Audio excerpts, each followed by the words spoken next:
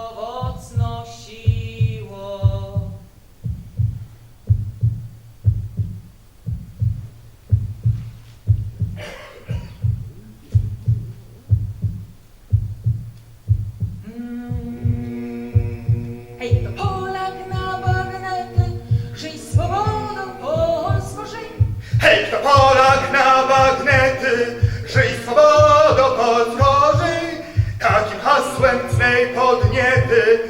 Trąbo nasza wrogą drzwi, trąbo nasza wrogą drzwi.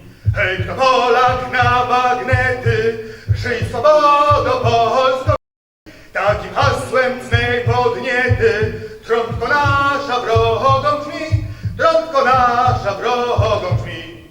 Hej, kto Polak na bagnety, żyj swobodo Polsko. La première branche de l'armée polonaise en France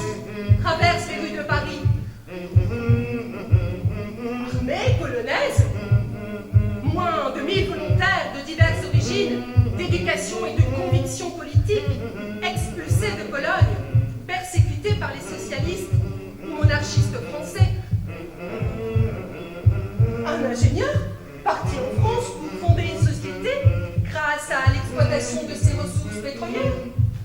Un sculpteur, un écrivain, un poète, plusieurs artisans, ouvriers, marchands, paysans, quelques magnats et bourgeois qui, à part des vêtements, une brosse à dents et une boîte de poudre, n'ont rien. J'aime distinguer par des vêtements à la mode. Un archéologue, des avocats, des tailleurs, deux cuisiniers, des modestes, des athées, des étudiants. Jedno ich łączy, nagłe ubóstwo, utrata gruntu pod nogami. Radośnie, przyłączając się do wojny, wierzą, że przyczynią się do odzyskania wolnej Polski.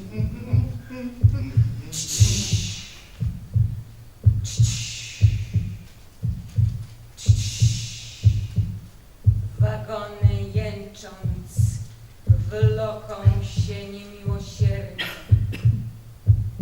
jakby zgraja brudnych bachorów, pociąganych ręką matki naprzód, naprzód, naprzód.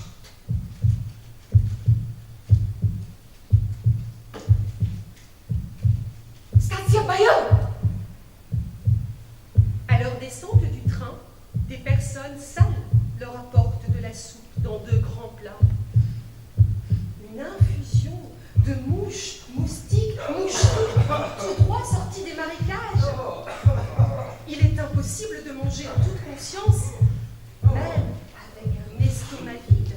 Ces insectes gargantuesques, moitié morts, moitié vivants, mourant dans de terribles souffrances.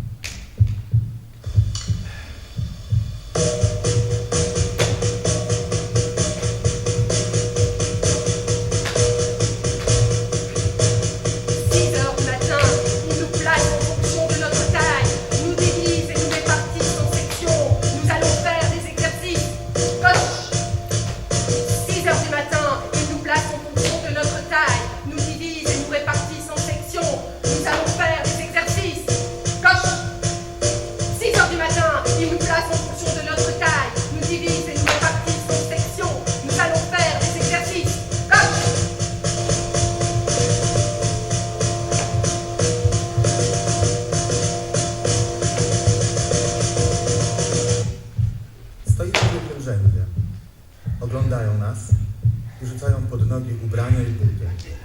Z pośpiechem przymierzamy, z dziecięcą radością wkładamy każdy szczegół naszej wojennej garderoby. Nie sposób opisać tej emocji.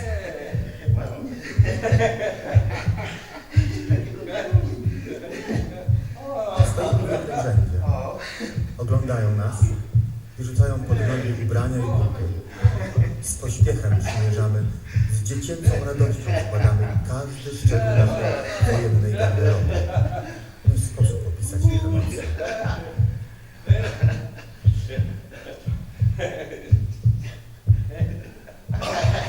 Des chapeaux rouges trop salauds, une veste trop courte, des pantalons trop lourds, Ty bądź wyglądały komicznie, jak strachy na polu, broniące kapusty przed wycieczkami zajęcy.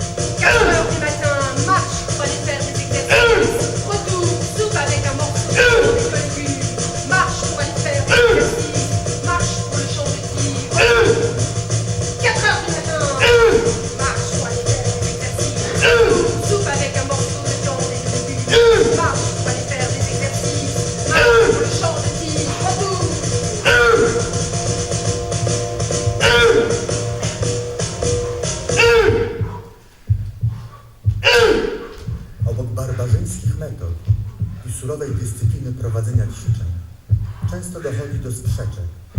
Ich przyjacielskie tła obraża nas. Jesteśmy w większości pochodzenia szlacheckiego. Zwracamy się do siebie pan, pani, czego dowódcy pochodzący w większości z kompanii karnych pojąć nie mogą. Obok Le bleu de quelques semaines devrait être content qu'un vieux légionnaire soit heureux de lui parler. 4 heures du matin. Marche pour aller faire des exercices. Retour. Soupe avec un morceau de viande et des légumes. Marche pour aller faire des exercices. Marche pour le champ de tir. Retour. Pamiętam, podczas ćwiczeń wyjąłem chustkę do nosa z kieszeni w celu wszystkim kulturalnym ludziom wiadomym. Nie zdążyłem jej użyć, a tuż przy mnie stanął czerwony z gniewu adiutant. Vous êtes au garde à vous. Ne rigolez pas. Je vous en prie.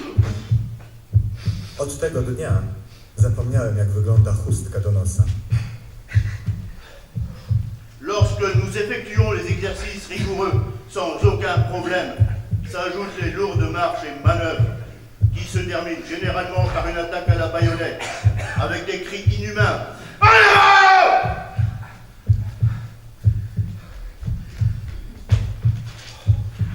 Nous partons le plus souvent la nuit. Nous portons 36 kilos, y compris un fusil.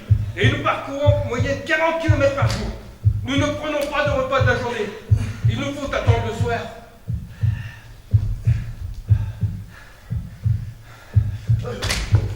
Nous traversons tous une dysenterie sanglante, sans un jour de repos, nourris d'un mélange de bismuth et d'une sorte de poudre.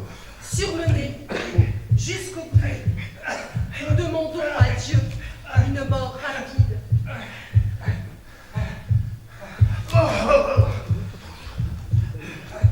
Już przemęczeni, nie biorąc jeszcze czynnego udziału w wojnie, postanowiliśmy wysłać prośbę o przyspieszenie wyjazdu na front. Bo ćwiczenia wyczerpują nas i naszą siłę i później, kiedy będzie ona nam bardziej potrzebna, może jej zabraknąć. Przyjechał komendant. Garde à vous!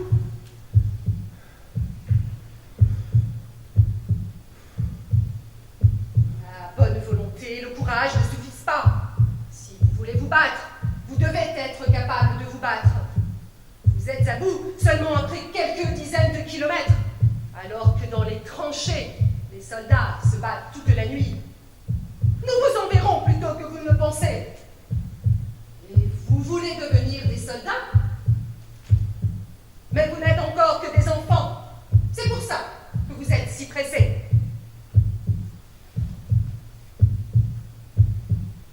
Tous dans les mêmes uniformes. Nous ne différons pas des Marocains, des Tchèques, des Lituaniens, combattant au sein de la Légion étrangère. Une bannière conçue par des artistes de nos bataillons manifeste notre nationalité. Kapitan Lobos, z batalionu dyscyplinarnych. Un soldat n'est pas fait pour être tué le plus tôt possible, mais pour tuer autant que possible. Tout ce qui bouge doit mourir. Il faut être invisible, tomber au sol en un instant. Et tuer! Tuer! Tuer! Tuer! Tuer!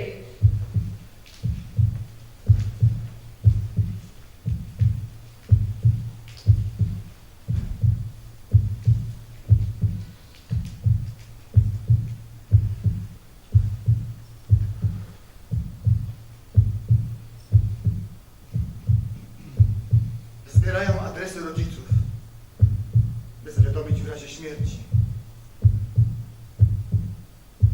Jak to?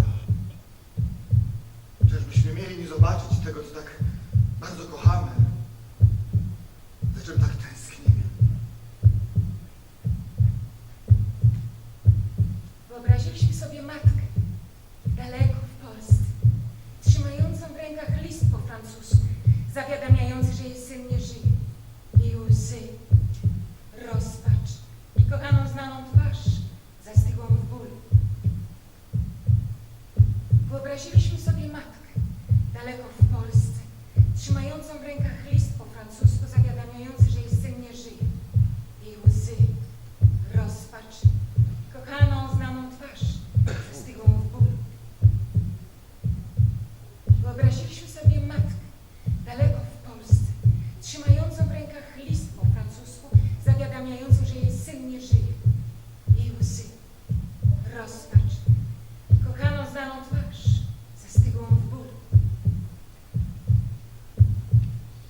dajemy adresów rodziców. Dajemy adresy kolegów, znajomych.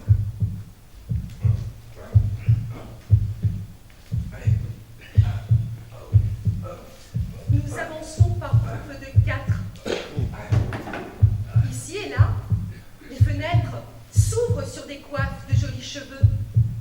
Les têtes bien aimées des filles de Bayonne. Beaucoup d'entre nous se tiennent sous ces fenêtres pour murmurer avec crainte le mot « demain ».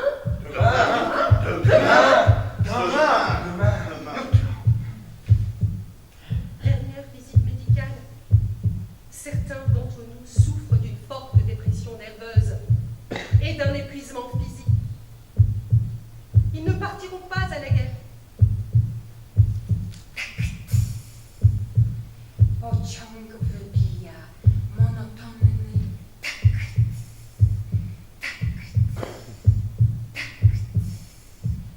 Po 2 dniach podróży zajechaliśmy do Paryża. Nie pozwalają nam wyjść z pociągu. Śpimy siedząc. Byłoby śnią sny o jutrze naprzeciw nieprzyjaciela.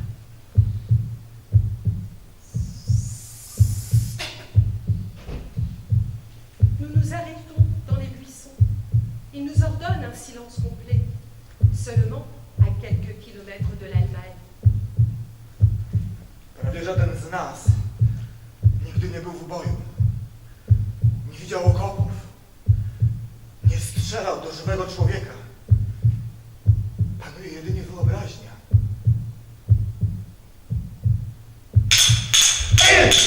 Ne dormez pas, mon Dieu!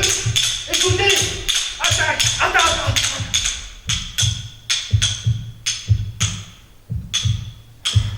Au loin, Ah, encore une nuit blanche. ne dormez pas, mon Dieu! Écoutez! Attaque! Attaque!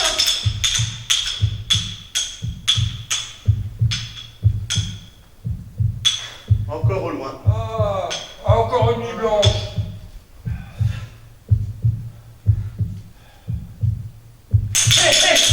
Ne dormez pas, mon Dieu! Écoutez! Attaque! Attaque!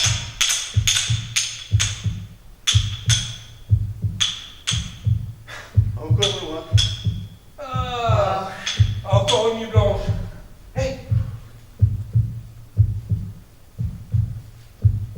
Sur la route, nous croisons de grands bus parisiens débordant de soldats coiffés de pipis rouges. Tous fatigués, les habits déchirés et sales. Un avion allemand. Nous regardons avec le cœur battant. Une fois qu'il sera touché, il tombera. Il est parti! Oh. Un avion allemand. Nous attendons le cœur battant. Qu'une fois touché, il tombera. Il est parti! Un avion allemand. Et nous attendons le cœur battant. Qu'une fois touché, il tombera. Il est parti!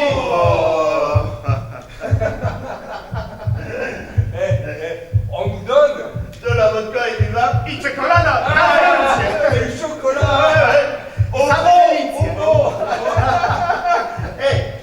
Et pour un peu d'argent, On fait des mets délicieux. c'est un vrai géant. Et la propriétaire de la ferme Où nous sommes hébergés, nous admire. surprise. Pourquoi êtes-vous si pressés? N'allez-vous pas dans ces tranchées?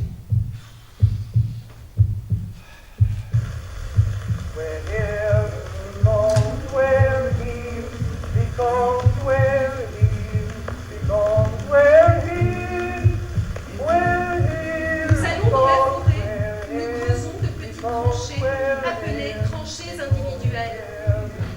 Les jours suivants, des exercices nous poussent à bout. Les insectes se multiplient. Nous écoutons les conseils de vieux soldats. Nous nous arrosons le corps avec de l'essence, du kérosène, de la térébenthine. Ce qui ne aide pas. La peau nous brûle. Rano obejmujemy walkę przy sztabie. Będziemy strzec wszystkich dróg wjazdowych do miasteczka. Pierwszy raz z rozkazu będą nabite karabiny. Będziemy strzegać mieszkańców. Możemy strzelać, jeżeli ktoś z zatrzymanych nie zna hasła. O, jakże prosimy los, żeby naprzeciwko naszego wyostrzonego magnetu stanęło jakieś wrogie indywiduum. Et pourtant, il s'est rien passé. Il s'est rien passé.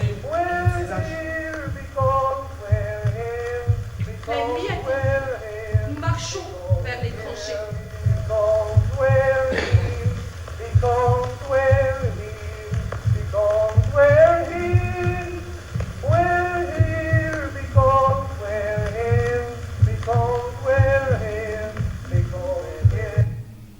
Mimo dreszczu nie ma w nas strachu. Jedynie niepokój oczekiwania tych chwil, wypielęgnowanych wyobraźnią, zapałem i marzeniem o promiennej aureoli nad głowami poległych bohaterów. Nous nous approchons d'une ligne sombre et basse. Nous lâchons les cartables, préparons les fusils.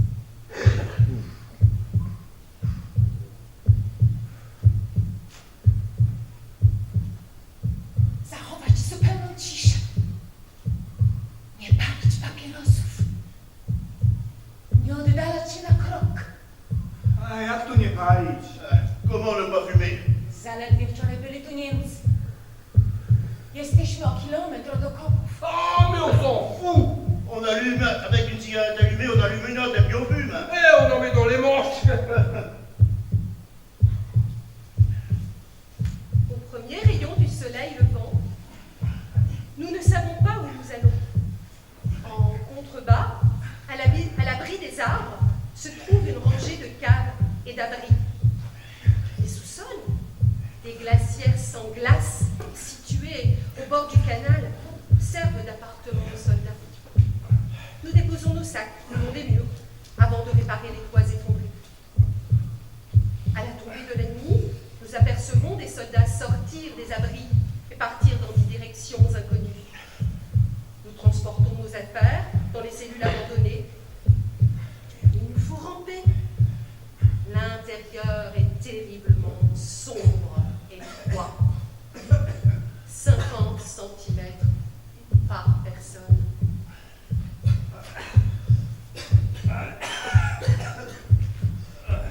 Les habitants d'une niche de tranchée ont tissé des liens d'amitié.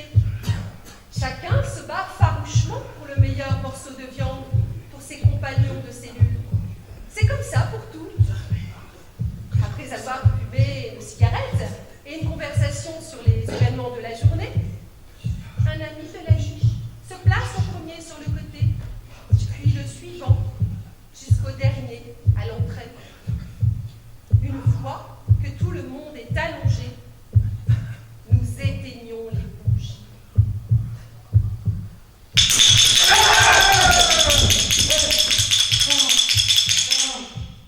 Raz nie wiadomo dlaczego, wszyscy budzą się i zaczynają rozmawiać. Nagle najgłębiej siedzący wyskoczył z ziemianki do ogrodu, a za nim instynktownie wszyscy. Zaledwie zdążył wybiec ostatni, gdy ziemianka została trafiona pociskiem. Opatrzność? Przeczucie? Ne dormez pas, mon Dieu! Écoutez! Attaque! Attaque! Attaque! Au loin. Eh merde, encore une nuit blanche. Ne dormez pas, mon Dieu! Écoutez! Attaque! Attaque!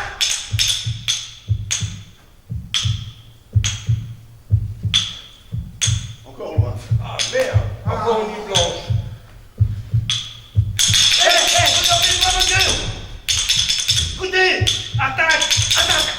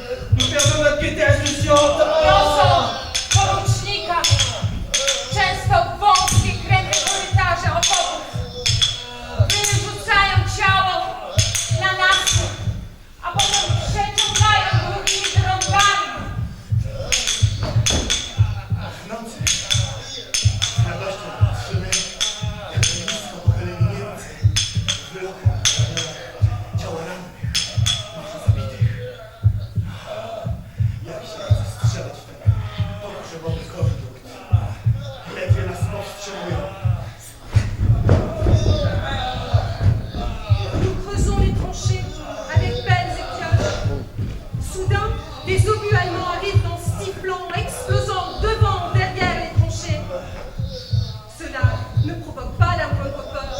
C'est même, au contraire, une belle attraction. Les jours suivants, nous continuons d'approfondir les tranchées, creuser les niches. Nous ne tirons presque pas. C'est une sorte de mépris pour nos ennemis qui tirent sans arrêt. L'une des plus grosses grenades s'est dirigée vers un groupe de soldats, tous gravement blessés. Personne ne peut leur apporter de l'aide. Les obus qui arrivent sans cesse rendent le sauvetage difficile. Sierżant czwartej sekcji. Leży nieprzytomny.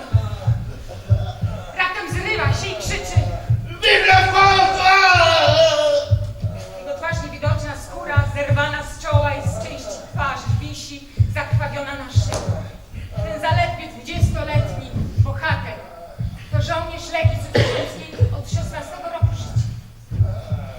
Il y a quelques heures, le jeune sergent allait à la rencontre d'un énorme projectile qui le frappa à la poitrine. Son corps fut déchiré en milliers de morceaux et éparpillé sur tous les côtés. On aurait dit que son esprit l'était tout aussi. Son cadavre a été déposé dans un sac de toile minuscule.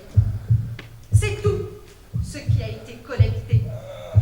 Wychłeptywanie z brudnych blaszanych resztek zupy i mięsa. Nieostrożny kolega brał łyżkę do buzi i strzał. Ranny wśród walk. Przypadek coraz bardziej pospolity. Odskracona porcja zupy.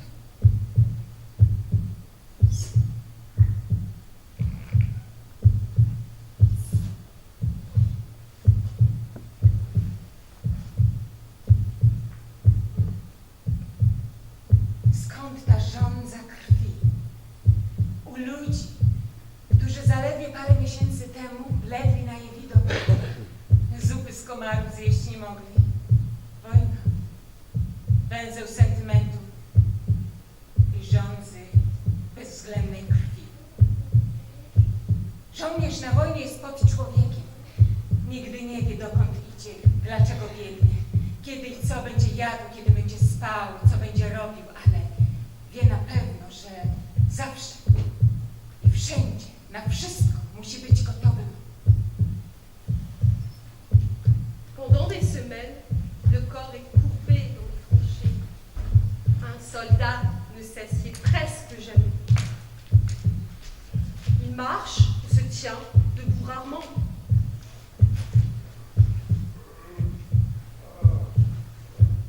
Nous marchons vers une petite ville située dans un endroit magnifique.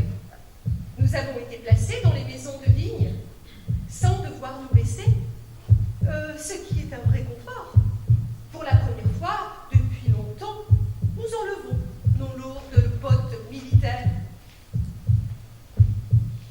En face de nos tranchées, les tranchées allemandes, dont la plupart des soldats sont des Polonais. Une bannière est sur un fond pourpre, l'aigle blanc. Nous commençons à chanter. Les fusils allemands entre les mains polonaises se taisent.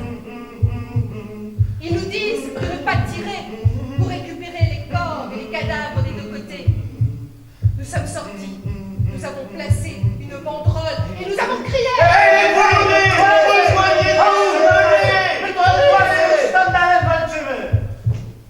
Nous attendons. Le matin, nous avons recommencé la chanson. Mais cette fois-ci, elle n'a pas été détruite. De l'autre côté, les balles éclatent de part et d'autre, salve après salve. Cela dit, Jospin n'a pas eu le temps de mettre la bannière. Il est tombé, raide, mort, dans la tranchée. La balle lui a brisé toute une partie du crâne.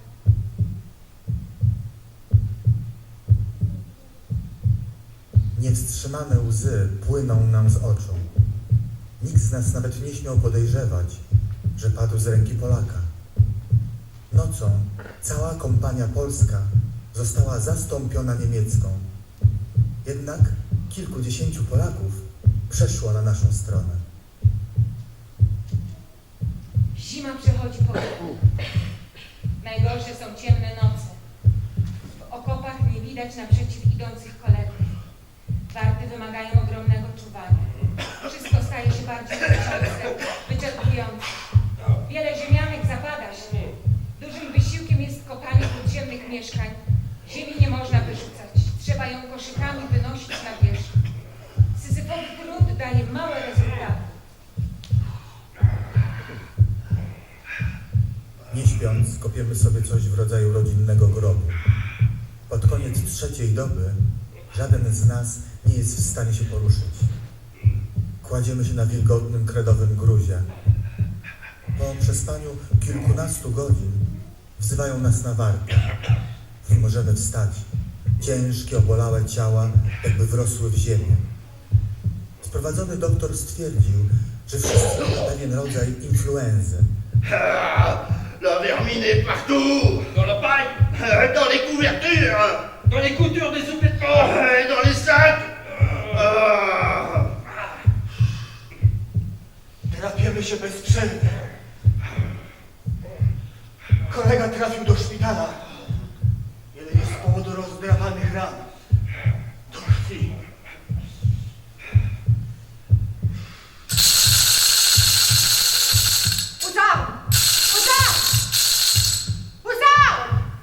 Qui nous attaquerait? Qui nous attaquerait? Mais qui nous attaquerait? Hein?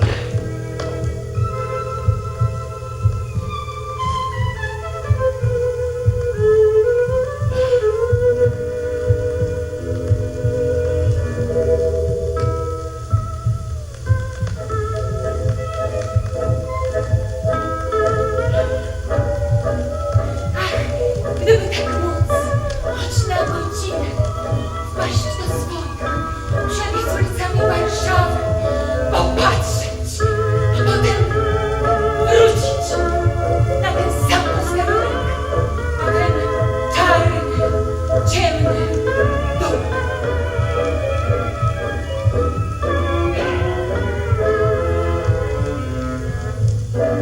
Poznałem cię w kawiarni tej, na skrzypcach swych cudownie grałeś, słuchając wciąż melodii twej.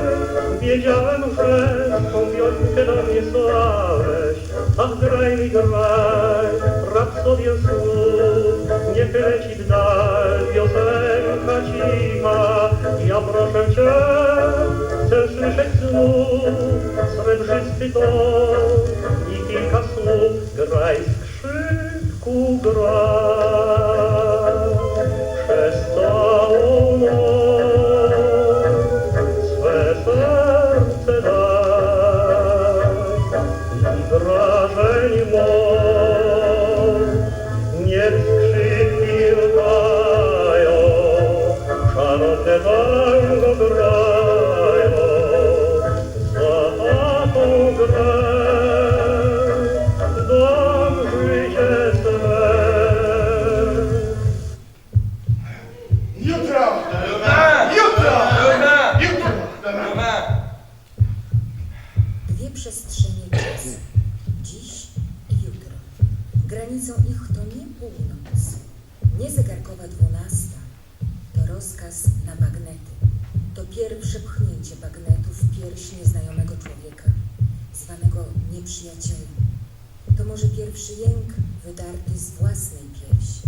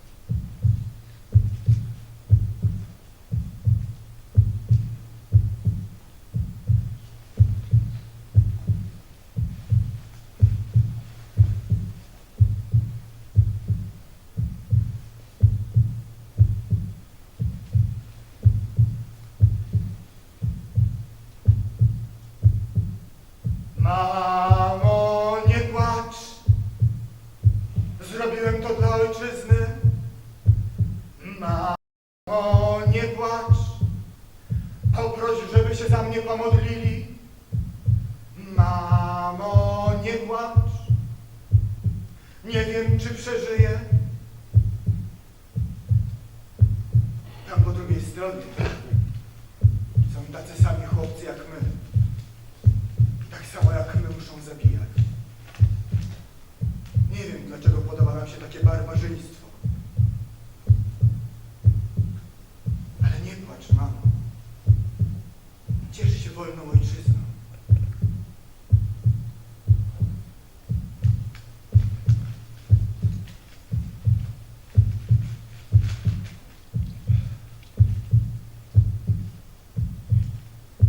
Si je ne reviens pas, tu sais quoi faire? J'ai mis l'adresse. Tiens, toi aussi tu sais quoi faire. Oui, tu peux compter sur moi.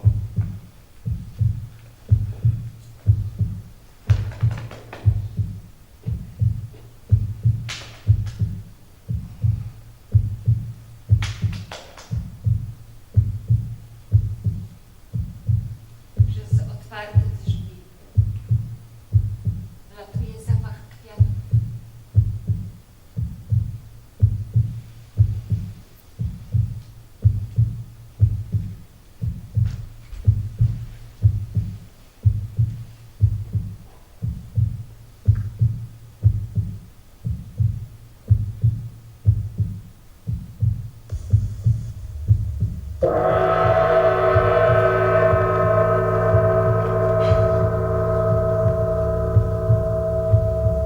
Nous sommes environ 300 soldats sur la côte 140 de Vimy.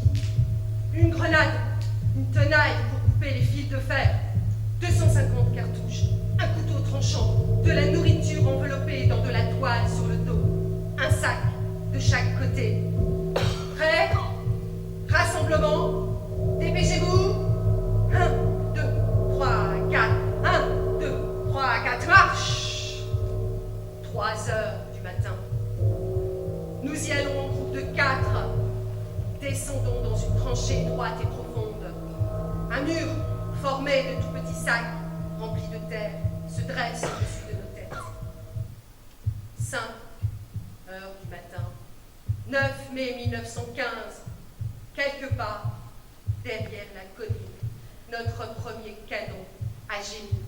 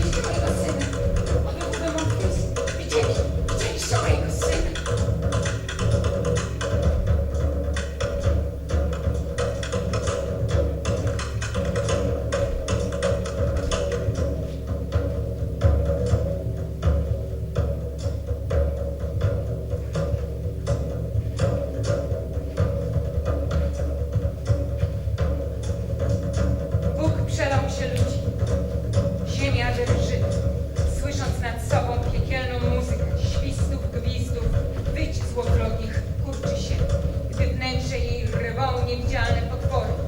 Pod niebieski błękit wspina się strzępy ciał ludzkich, desek, karabinów, ziemi. Zaczęła się istna orgia obłąkanych duchów, skaczących, rozdzierających powietrze, tańczących taniec zagłady i śmierci.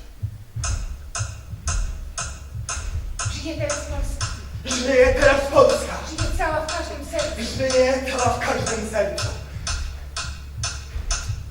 Oui, il faut marcher comme ils le font. Bravo les Polonais. Après les villes découpées, les fosses, les piquets renversés, nous tombons dans la première ligne de tranchée allemande. Wokoło rozrzucone resztki ludzkich ciał. Błoto, krew ludzka, rozszarpany płaszcz, złamany karabin. Nous passons la deuxième ligne de tranchée avec un rugissement inhumain, comme un fou, comme s'il courait après quelqu'un. Il s'accroupit, il plaqua sa baïonnette à l'arrière d'un boche allongé sur le sol. Les compagnons de l'assassiné se lèvent et courent inclinés. Koń tych synów, Koń tych synów! wal między łopatki, Wal między łopatki! krzyczy Liszewski. Les Allemands s'enfuient. Notre peuple tire dans les têtes, les fesses et leur dos. Jusqu'à ce qu'ils tombent et se couchent au sol. Nous serons la troisième ligne de tranchée. Kowalczyk dépasse toute la section en sautant par-dessus le remblai. Il disparaît. Quelques Allemands cachés dans la tranchée l'ont saisi. Piqué avec une baïonnette, ont jeté la grenade de ses mains dans la première section. Elle prend une partie de la seconde et après elle, dans un passage étroit, les Polonais vengent leurs collègues tués. Ils veulent déchirer les corps avec les dents pour boire leur sang. En avant! En avant! Nous allons traiter avec eux. Derrière nous, des Marocains avec des couteaux nettoient le terrain. Dans un creux, un officier allemand téléphone. Sur le remblai, Yacek rattrape un fusil. Le corps de l'officier tombe au sol. Sur le côté, crâne. Au sol, un liquide jaune sanglant. Bah, pour une mort légère, Pour une mort légère. Merde alors. Muntek est mort. Muntek est mort! Edmund Wittingen, żal ściska kwiatami. Blady, nieruchomy Stanisław Penkeler. Uśmiech zniknął z klasycznie wykrojonych barw. Tuż przy nim, strzelający do żywego celu Wasyl Liszkowski. Podchodza blisko do Penkelera. Zagląda mu w oczy. Wygląda go sobie na plecy. Przykrywa go swoją głową. Teraz zabezpieczony strzela. Nagle zraniony kurczy się cały. Chce wstać. Nie może. Został sam przez nos. Bo mu już śmierć zabrała Jana Dobrowolskiego i tajemniczego zaciętego Trzebiałowskiego. Les Allemands s'enfuient. Ceux qui sont poursuivis lèvent les mains, s'agenouillent, prennent les couteaux de leurs femmes, de leurs enfants, implorent la pitié. Nie słychać żadnej komendy, żadnego rozkazu. Kapral Kijowski z resztą eskapaty zrywa się. Chce iść naprzód, ale przypada do ziemi. Nagle za niewielkiej góry wychodzą Niemcy. Chcą okrążyć resztki bohaterów. Polacy w okopach czekają już chyba tylko na śmierć. Spokojne, pozbawione strachu oczy spoglądają wokół siebie. Grupa gramoli się na stóp siana, ciągnąc ze sobą mitraillezę. Ze szczytu wyżyca z łańcucha po kilkach oknach. Przed głowami leżących Niemców podnosi się wstęga kurz. Seuls 30 Polonais ont survécu. Kosz, Wiśniarski, Dąbrowski, Wibigiew, Morawski, Liszewski, Kamiński, Szysnowski. 30 Polonais ont survécu. Kosz, Wiśniarski, Dąbrowski, Wibigiew, Weimar, Morawski, Liszewski, Kamiński, Szysnowski.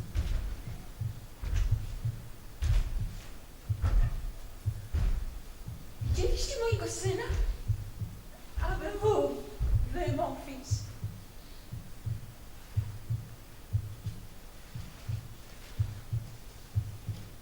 Widzieliście mojego syna? Avez-vous vu mon fils?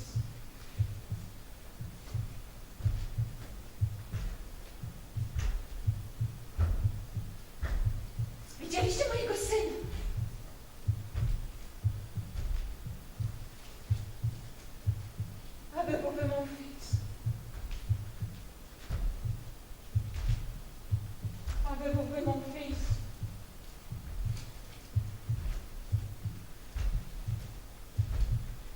Widzieliście mojego syna?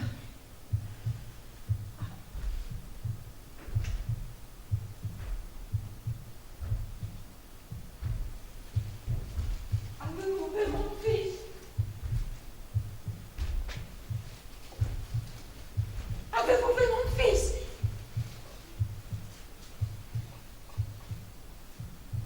Widzieliście mojego syna?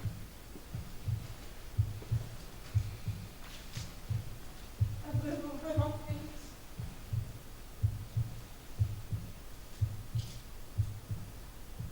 Widzieliście mojego syna?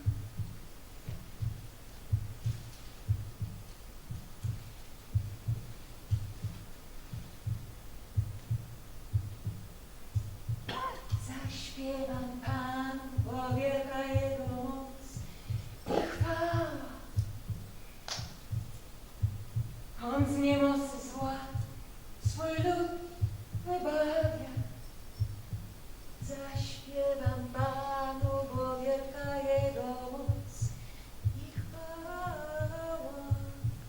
On z niewoli zła swój lud wybawia. Zaśpiewam Panu, bo wielka Jego moc i chwała. On z niewoli zła swój lud wybawia.